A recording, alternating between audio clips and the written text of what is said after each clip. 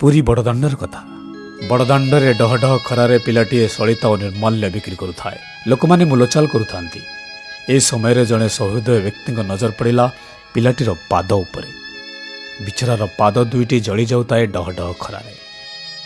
ମଝିରେ ମଝିରେ ଅସହ୍ୟ ହେଲେ ପାଖରେ ଥିବା ବୋତଲରୁ ପାଦ ରଖୁଥିବା ଜାଗାରେ ପାଣି ଢାଳି ଦେଉଥାଏ। ବ୍ୟକ୍ତି ଜଣକ ଆଉ ସହିପାରିଲେନି।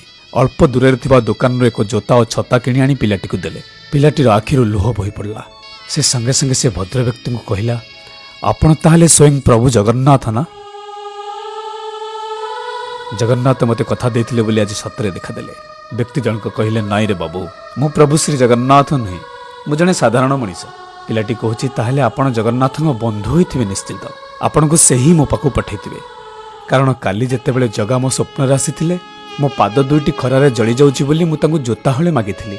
ସେ ହଁ କହିଥିଲେ। ତାପରେ ମୋ ନିଦ ଭାଙ୍ଗି ଯାଇଥିଲା। ସେ ସେଥିପାଇଁ ଜୋତା ଓ ଛତା ଦେଇ ଆପଣଙ୍କୁ ପଠାଇଛନ୍ତି ନା? ସତରେ ମୋ ଜଗା କେତେ ଦୟାଳୁ।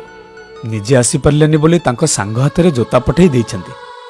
ପିଲାଟିର କଥା ଶୁଣି ଭଦ୍ରବ୍ୟକ୍ତି ଜଣଙ୍କ ଆଖିରୁ ଧାର ଧାର ହୋଇ ଲୁହ ବୋହି ପଡ଼ିଲା ଓ ମନେ ମନେ ସେ ଭାବୁଥିଲେ, ଭଗବାନ ସିନା ହେବା ଅସମ୍ଭବ, ହେଲେ ଭଗବାନଙ୍କ ବନ୍ଧୁ ହେବା ଅସମ୍ଭବ ନୁହେଁ।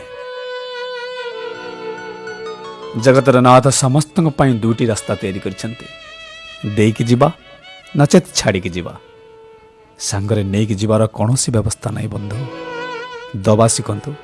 ଜୟ ଜଗନ୍ନାଥ, ଜୟ ଜୟ ଜଗନ୍ନାଥ, ଜୟ ଜଗନ୍ନାଥ।